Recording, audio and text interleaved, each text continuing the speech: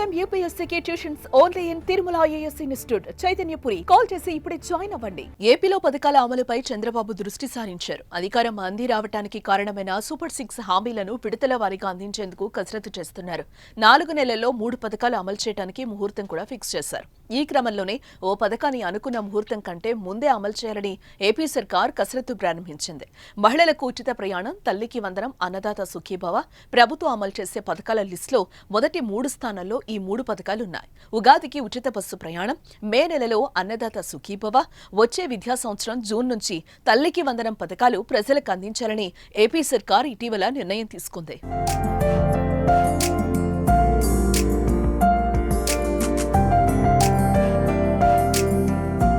అయితే వీటిలో అన్నదాత సుఖీభవ పథకాన్ని ఈ ఫిబ్రవరిలోనే అమలు చేయాలని చంద్రబాబు భావిస్తున్నారట.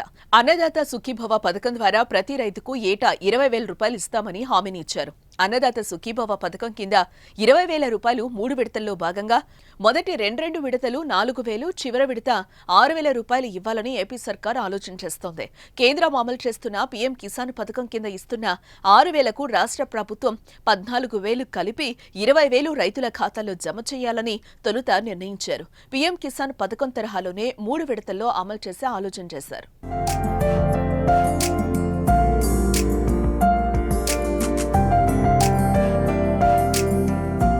ఈ నేపథ్యంలోనే రాష్ట్ర ప్రభుత్వం కూడా వాటితో పాటు అన్నదాత సుఖీభవ డబ్బులను ఇచ్చేందుకు సిద్ధమైనట్టు సమాచారం.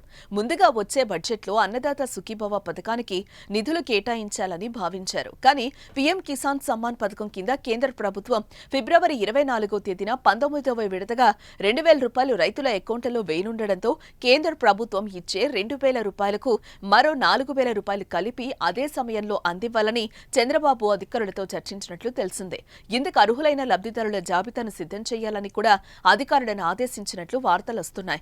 ఇదే జరిగితే ఈ నిధుల కోసం నిరీక్షిస్తున్న రైతులకు శుభవార్త అందినట్టే.